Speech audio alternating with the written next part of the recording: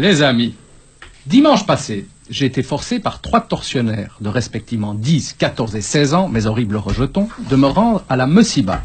Alors pour ceux qui savent ce que c'est une Messiba, je n'ai qu'une chose à dire, mes plus sincères condoléances. Pour les autres, donc les amis non-juifs qui nous écoutent, c'est la même chose que la fête annuelle des scouts, mais version fudge. D'ailleurs, tu te rends compte dès l'entrée que tu as un événement juif quand tu croises le vigile au regard de Voldemort. Tu as beau le voir à tous les événements communautaires, le Rambo de service, il arrive malgré tout à te faire douter. Va-t-il me reconnaître ou aurais-je encore une fois droit à un interrogatoire digne de Basic Instinct?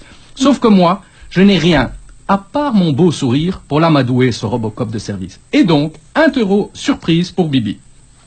Passé ce moment aussi agréable qu'un rendez-vous chez le proctologue, je me retrouve dans la cohue à l'entrée de la salle. Là, tu reconnais un parent, assis derrière une table, et qui tient la caisse. Passage obligé pour pouvoir entrer dans ce qui sera ton enfer de l'après-midi. Manu, c'est 10 €. N'ayant pas la monnaie, je lui tends un billet de 50 €, en échange de quoi je reçois un ticket d'entrée et un « Merci pour ce généreux don de 40 € en soutien au mouvement de jeunesse de nos enfants ». À ce moment-là, t'as juste envie de lui répondre. Dis le clown de service. Tu te fous de ma gueule? Ça fait depuis 5 heures du mat que ma femme est réquisitionnée pour t'aider à décorer cette salle d'affreuses guirlandes en papier, qu'elle fabrique des sandwichs à la salade de carton et qu'en plus mes 3 enfants sont les acteurs principaux de ton spectacle de merde. Alors que tu me fasses payer pour cette torture dépasse déjà les limites de la décence, mais si en plus tu me taxes de 40 €, ça ne va vraiment pas le faire. Sauf que tu te rends vite compte que tu connais absolument tout le monde autour de toi, et que donc tu ne vas pas faire un scandale et foutre la honte sur 23 générations de friches. Alors tu ravales tes nerfs et tu fais un beau grand sourire. Tu sais, le même que t'as fait à Robocop. Ce sourire ultra bright va d'ailleurs te servir de masque pendant toute l'après-midi. Tu vas être obligé de sourire à des gens de qui t'en as absolument rien à foutre. Exercice ou perso, je suis très mauvais.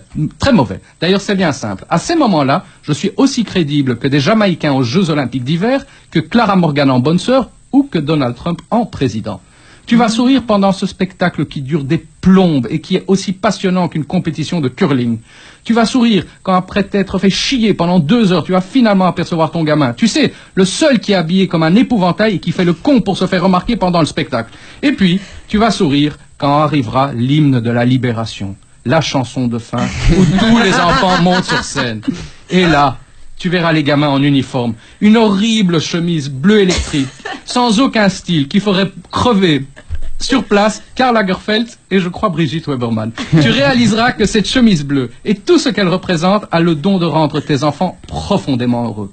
Et c'est à ce moment précis, en observant tous les petits, le visage radieux et rayonnant de bonheur, que tu comprendras pourquoi tu es venu. Et que, enfin, ton sourire de façade se transformera en un sourire sincère, teinté de nostalgie et rempli de joie.